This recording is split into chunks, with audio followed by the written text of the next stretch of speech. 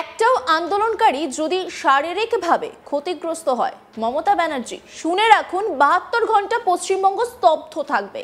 সাঁতরাগাছিতে নবান্ন অভিযানের অস্থায়ী ক্যাম্প তৈরিতে বাধা দেওয়ার অভিযোগে ঘটনাস্থলে পৌঁছে বিস্ফোরক হুমকি দিলেন শুভেন্দু অধিকারী।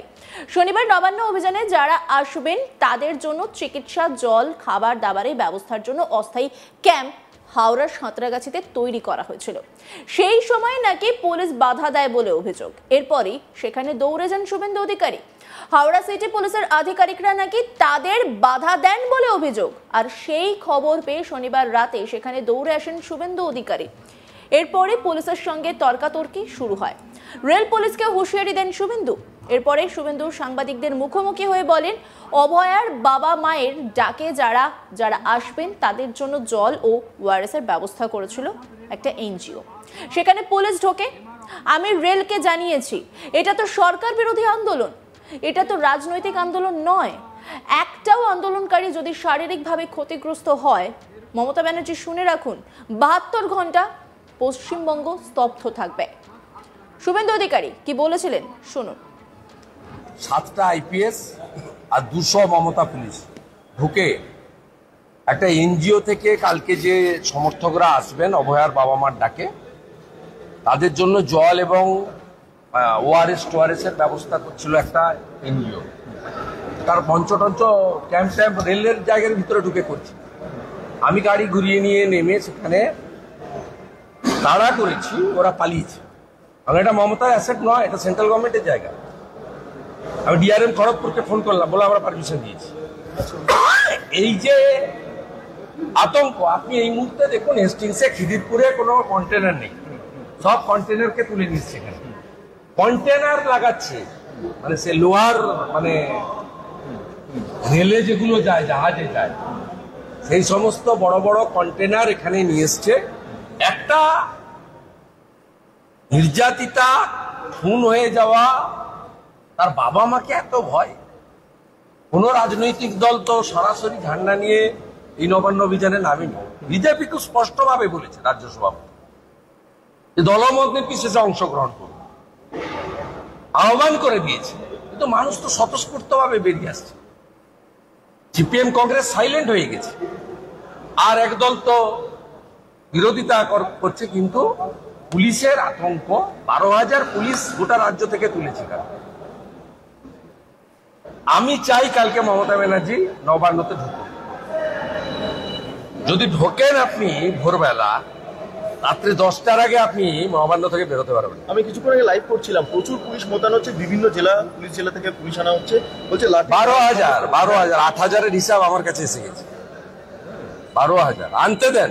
মানে এদিকে বিধায়করা আমার কাছে, আমি পরিষ্কার ভাবে আমরা থাকবো এবং আমরা প্রত্যেককে বলেছি, বাবা মার অনুমোদিত যে স্লোগান দফা 1 দাবি 1, মমতার মুখ্যমন্ত্রীর পদত্যাগ। উই ওয়ান্ট জাস্টিস, বিচার চাই, বিচার দাও।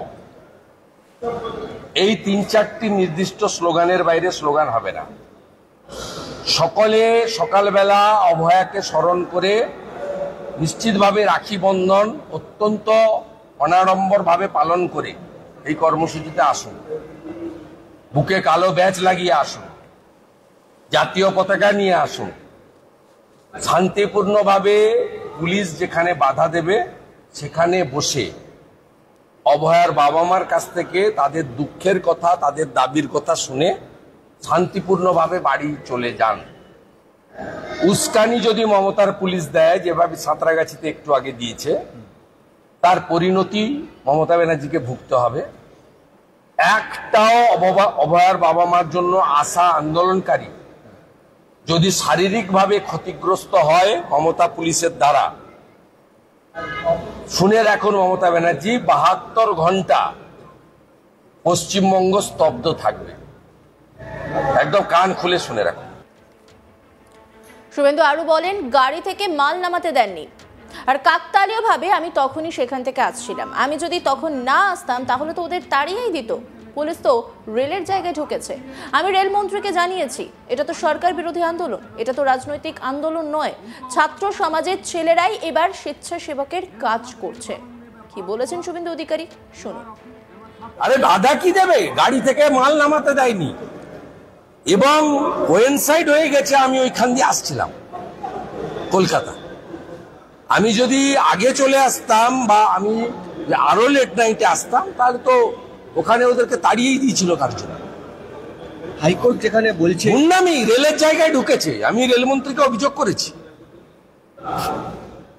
ওটা মমতার জায়গা নয়, ওটা ভারত সরকারের জায়গা। ডিআরএম খড়গপুর বলছে আমি অনুমতি দিয়েছি, আমরা 21শে জুলাই তৃণমূলকেও অনুমতি দিয়েছিলাম। এটা মানবিক কারণ, হাজার হাজার লোক আসলে তাদের একটু জল, এই গরমের মধ্যে ওআরএস, কেউ অসুস্থ হয়ে যেতে পারে, তাকে একটু প্রাইমারি ট্রিটমেন্ট, মানবিক কারণ। আপনারা 21শে জুলাই সব রেল স্টেশন দখল করে সব জায়গা দখল করে করেছেন, তার বেলা কিছু হয়নি। এই যে পশ্চিমবঙ্গে পুলিশকে লেলিয়ে দেওয়া যে কোনো সরকার বিরোধী, এটা তো সরকার বিরোধী আন্দোলন, এটা তো রাজনৈতিক আন্দোলন নয়, কমপ্লিটলি সরকার বিরোধী আন্দোলন। ওনার বাবা মা আজ থেকে 1 মাস ধরে বলছেন আমি 2টো কর্মসূচি দিয়েছি, 9ই আগস্ট নবান্ন অভিযান এবং 14ই আগস্ট রাত জাগার প্রোগ্রাম। গতবারে ছাত্র সমাজ করেছিলেন, ছাত্র সমাজের ছেলেরা এবারে স্বেচ্ছাসেবক ভলেন্টিয়ারের কাজ করছে। ডাক দিয়েছেন বাবা মা, নেতৃত্বে থাকবেন বাবা মা।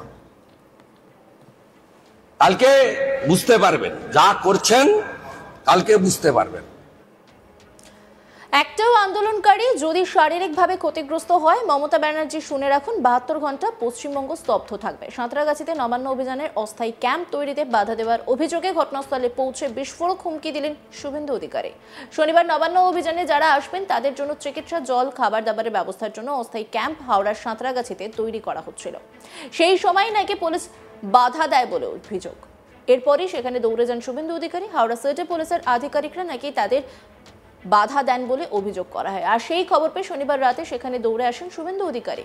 যদিও তিনি বলছেন তিনি কাকতালীয়ভাবে সেই রাস্তা দিয়ে আসছিলেন, তাই গোটা বিষয়টা তার নজরে আসে। এরপরই পুলিশের সঙ্গে তর্কাতর্কি, রেল পুলিশকে হুঁশিয়ারি দেন শুভেন্দু অধিকারী। কি বলেছেন তিনি, শুনুন। 7টা আইপিএস আর 200 মমতা পুলিশ ঢুকে একটা এনজিও থেকে কালকে যে সমর্থকরা আসবেন অভয়ার বাবা মার ডাকে, তাদের জন্য জল এবং ওআরএস টোআরএস-এর ব্যবস্থা করছিল একটা এনজিও। তার পঞ্চটঞ্চ ক্যাম্প রেলের জায়গার ভিতরে ঢুকে করছে। আমি গাড়ি ঘুরিয়ে নিয়ে নেমে সেখানে তাড়া করেছি, ওরা পালিয়েছে। কারণ এটা মমতার অ্যাসেট নয়, এটা সেন্ট্রাল গভর্নমেন্টের জায়গা। আমি ডিআরএম খড়গপুরকে ফোন করলাম, বলে আমরা পারমিশন দিয়েছি। এই অন্যান্য খবরের আপডেটের জন্য অবশ্যই নজর রাখুন আজ তাক বাংলার ইউটিউব স্ট্রিমিংয়ে। লাইক, কমেন্ট, শেয়ার এবং সাবস্ক্রাইব করতে ভুলবেন না।